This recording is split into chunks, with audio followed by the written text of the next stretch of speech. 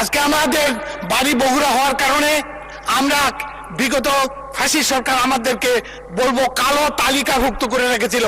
এই বগুড়ার কোনো উন্নয়ন হয়নি। সান্তাহারে একটা রেলওয়ে জংশন জানেন, দীর্ঘদিনের ব্রিটিশ একটা বড় রেলওয়ে জংশন, যেখানে প্রত্যেকদিন 42টা ট্রেন যাওয়া আসা করে। এটা সান্তাহারে একদম মাঝামাঝি দিয়ে এই রেল লাইনটা গেছে বা এই জংশনটা। এখানে 24 ঘন্টার মধ্যে কমপক্ষে 15 ঘন্টা গেট বন্ধ থাকে। এখানে একটা আন্ডারপাস খুব বেশি দরকার। আন্ডারপাস না হলে সান্তাহার একটা অনেক ভালো শহর, দীর্ঘদিনের শহর, এই শহরটা ব্যাপকভাবে ক্ষতিগ্রস্ত হচ্ছে। আজকে আমি প্রথম এই সংসদে কথা বলার সুযোগ পেয়ে আমি সর্বপ্রথম মহান আল্লাহ পাকের কাছে কৃতজ্ঞতা শুকরিয়া আদায় করি। আলহামদুলিল্লাহ। আমি কৃতজ্ঞতা জানাই আজকের মাননীয় প্রধানমন্ত্রী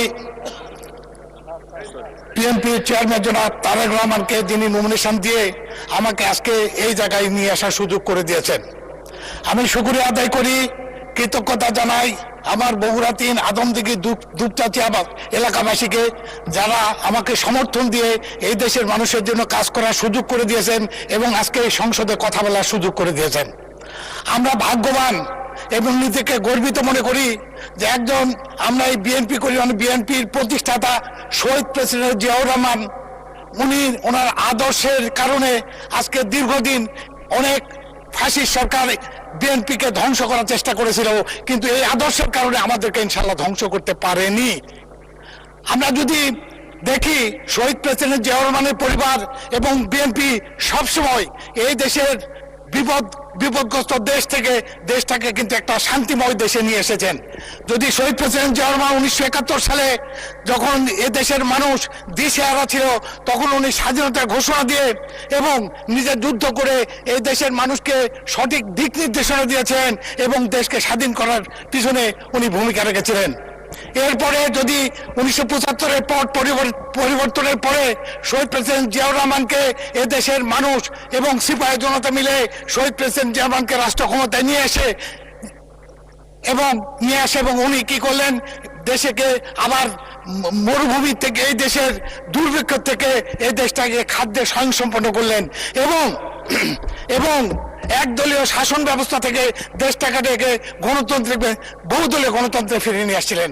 একইভাবে দেশনেত্রী এবং খালেদা জিয়া দীর্ঘদিন আপোষহীন সংগ্রাম লড়াইয়ের মাধ্যমে 1990 সালে স্বৈরাক শাসককে বিদায় করতে কিন্তু সামর্থ্য হয়েছিলেন। আবার ওই দেশ কিন্তু ওই স্বৈরাক শাসককে বিদায় নিলেন। একইভাবে ধরেন 1991 সালের পরে এই দেশকে আবার বহুদলীয় গণতন্ত্রে বা এই দেশকে আবার সংসদে গণতন্ত্রে ফিরে নিয়ে আসছেন দেশপতি খালেদা জিয়া। এইভাবে প্রত্যেকটা সময় কিন্তু এই পরিবার দেশটাকে নিয়ে আসছেন। আজকে দায়িত্ব আসছে, আজকে বর্তমান আমাদের মাননীয় প্রধানমন্ত্রী ওই পরিবারের সন্তান জনাব তারেক রহমানের কাছে।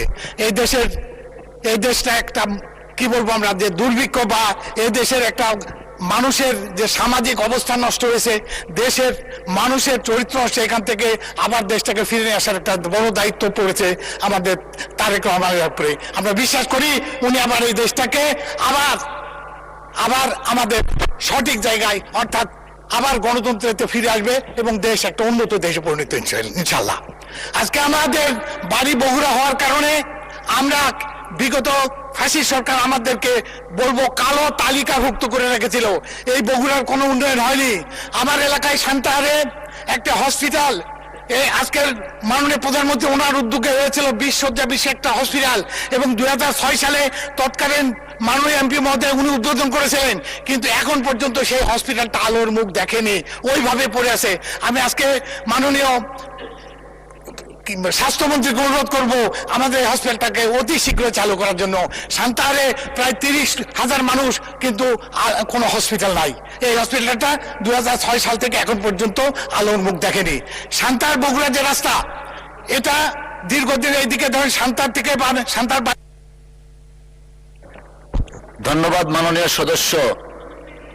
আচ্ছা, 1 মিনিট দেওয়া হলো আপনাকে, ধন্যবাদ। সান্তাহার থেকে রাজশাহী পর্যন্ত চাললেন, কিন্তু বগুড়া থেকে সান্তাহার এই যে 40 কিলোমিটার 42 কিলোমিটার রাস্তা, এই রাস্তাটা শুরু হয়েছে, এটাকে 4 লেন করা অত্যন্ত জরুরি মাননীয় স্পিকার।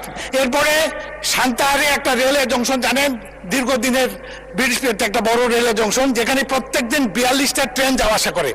এটা সান্তাহারে একদম মাঝামাঝি দিয়ে এই রেল লাইনটা গেছে বা এই জংশনটা, এখানে 24 ঘন্টার মধ্যে কমপক্ষে 15 ঘন্টা গেট বন্ধ থাকে। এখানে একটা আন্ডারপাস খুব বেশি দরকার। আন্ডারপাস না হলে সান্তাহার একটা অনেক ভালো শহর, দীর্ঘদিনের শহর, এই শহরটা ব্যাপকভাবে ক্ষতিগ্রস্ত হচ্ছে। এছাড়াও দুপচাচিয়াতে গত 1 বছরে দুপচাচিয়া প্রপারে 14টা অ্যাক্সিডেন্ট হয়েছে এই রোডস অ্যান্ড হাউসের রাস্তায়। এখানে একটা ওভারপাস দরকার। এছাড়া আমাদের আদমদিঘি এবং রানীনগর পাশাপাশি একটা বিল আছে, যে বিলটা খননের মাধ্যমে আমরা ইনশাল্লাহ এখানে কিন্তু আমরা একটা ব্যাপক উন্নয়ন করতে পারি। ধন্যবাদ মাননীয় সদস্য।